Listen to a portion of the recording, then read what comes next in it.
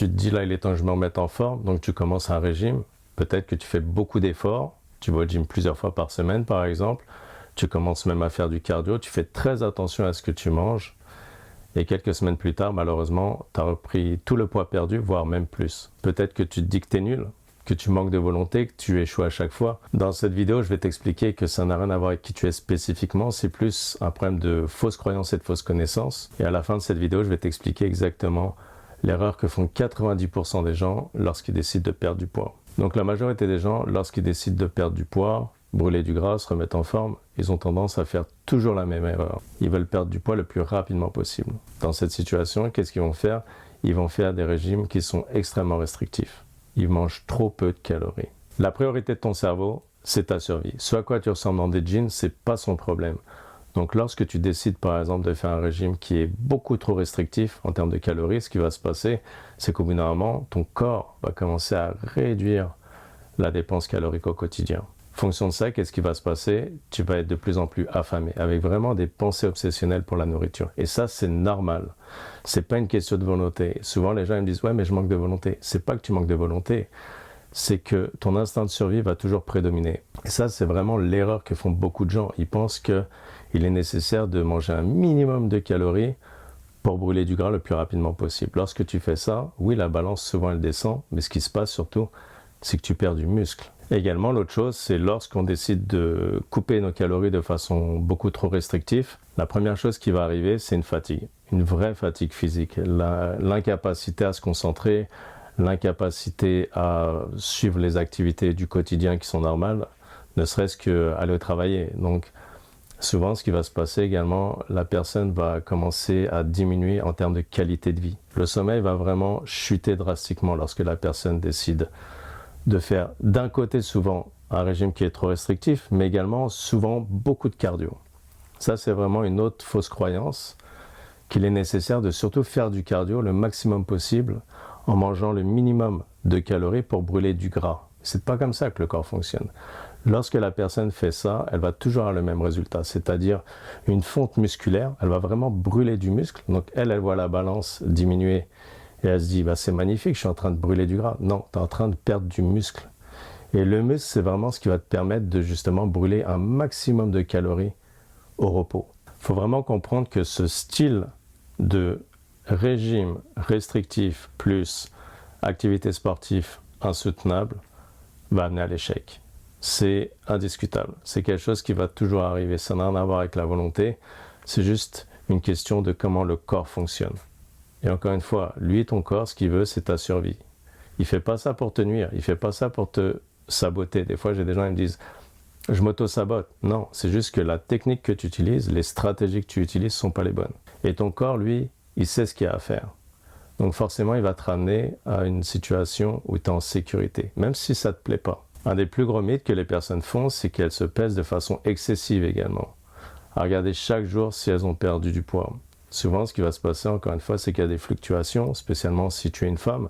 Il va y avoir des variations de poids liées à la rétention d'eau, également le bol digestif, il va y avoir également les hormones, il y a un ensemble de facteurs. Mais souvent, les gens ils disent « Ah, c'est bon, la semaine dernière, j'ai perdu 5 livres. » Mais encore une fois, c'est pas 5 livres de gras. Et ça, c'est vraiment important de comprendre. Les gens font toujours la même erreur. Régime restrictif beaucoup trop important, activité sportive qui va être insoutenable, échec. Et fonction de ça, on pourrait rajouter culpabilité.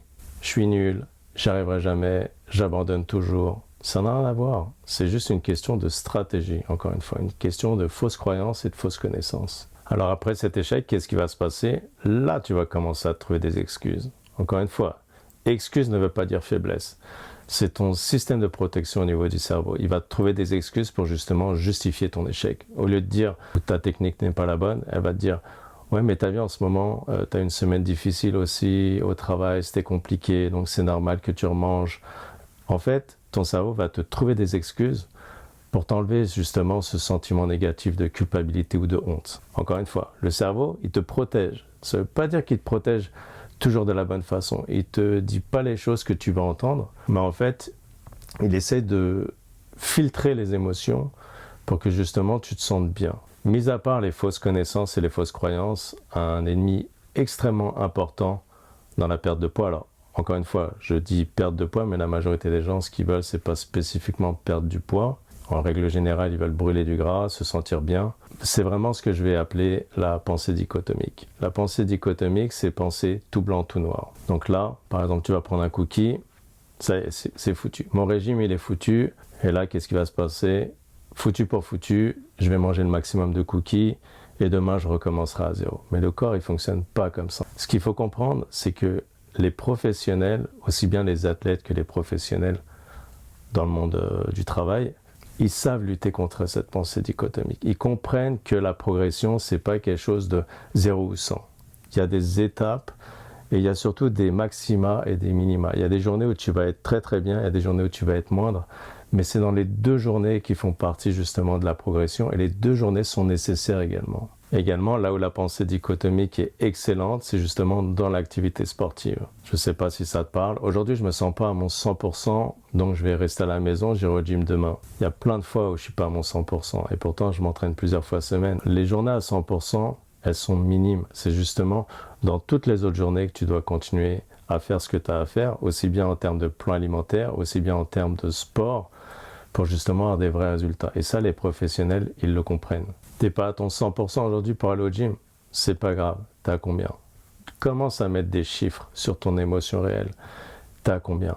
Si t'as à 10%, est-ce que tu peux faire quelque chose à la maison? Ne serait-ce que des étirements, ou alors même ne serait-ce que préparer tes affaires ou planifier ta journée pour demain pour au moins être sûr que demain tu vas y aller. Si t'as à 50%, bah va au gym. Fais 50%. Il faut vraiment lutter contre cette pensée dichotomique parce que c'est vraiment une des choses qui fait abandonner énormément de gens. 90% des gens font toujours la même erreur. Ils me disent, je dois manger plus santé et il faut que je fasse plus attention à ce que je mange. Encore une fois, le vrai problème là-dedans, c'est que la majorité des gens ne connaissent pas leurs chiffres. Il faut connaître les chiffres, c'est-à-dire combien de calories ton corps a besoin au repos, ce qu'on appelle le métabolisme de base. Également la quantité de calories que tu consommes et la quantité de calories que tu brûles, aussi bien au gym mais également hors gym. Et c'est vraiment là que se situe la majorité des gens lorsqu'ils disent qu'ils ont échoué. C'est pas qu'ils ont échoué, c'est juste encore une fois des fausses croyances, des fausses connaissances, des stratégies qui ne fonctionnent pas. Et j'avouerais même que les réseaux sociaux, avec tout le bruit qui se passe, a amplifié le phénomène de façon négative. Pour résumer, si jamais cette vidéo t'a parlé, que tu te dis effectivement je me suis retrouvé plusieurs fois dans cette situation, voilà ce qu'il faut faire. Déjà, évite les régimes trop restrictifs. Ça ne fonctionne pas. Également, il ne faut pas confondre vitesse avec précipitation, spécialement lorsqu'on parle du corps humain.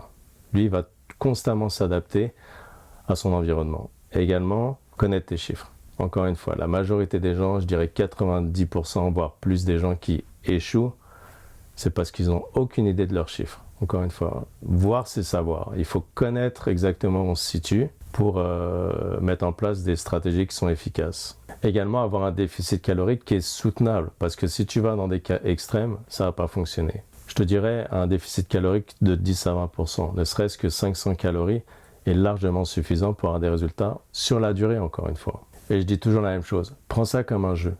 Prends ça avec curiosité, arrête de juger. La majorité des gens se jugent beaucoup trop rapidement, ils sont soit super, soit nuls. C'est pas comme ça que ça fonctionne. Encore une fois, la vie, c'est un ensemble d'étapes. Prends ça comme un parcours où tu es le héros ou l'héroïne, où tu vas vraiment aller avec différents paliers, avec différentes difficultés. Et c'est normal, c'est ça le processus d'évolution et de progression. Encore une fois, amuse-toi. Par contre, fais attention, parce que il ne faut pas non plus constamment rechercher le divertissement. Ça, c'est une autre erreur que beaucoup de gens font. Ils essayent constamment de se divertir et en fait, ils n'ont pas de structure. Il faut quand même une structure d'entraînement, une structure alimentaire qui fonctionne, qui a fait ses preuves. Parce que si tu fais juste essayer de te divertir, ça va être également contre-productif. En tout cas, si cette vidéo t'a été utile, tu peux me le laisser savoir avec un petit like. Si jamais tu as des questions, tu peux les écrire en commentaire. Également, j'ai un petit guide gratuit qui reprend un petit peu tout ce qui a été dit dans cette vidéo, où bien sûr on va reprendre les chiffres, où tu vas vraiment comprendre les 10 plus grandes erreurs que la majorité des gens font lorsqu'ils décident de perdre du poids, mais encore une fois brûler du gras, et surtout comment tu peux optimiser tes résultats. Donc le lien doit être dans la bio ou dans la description. Je te dis à la prochaine.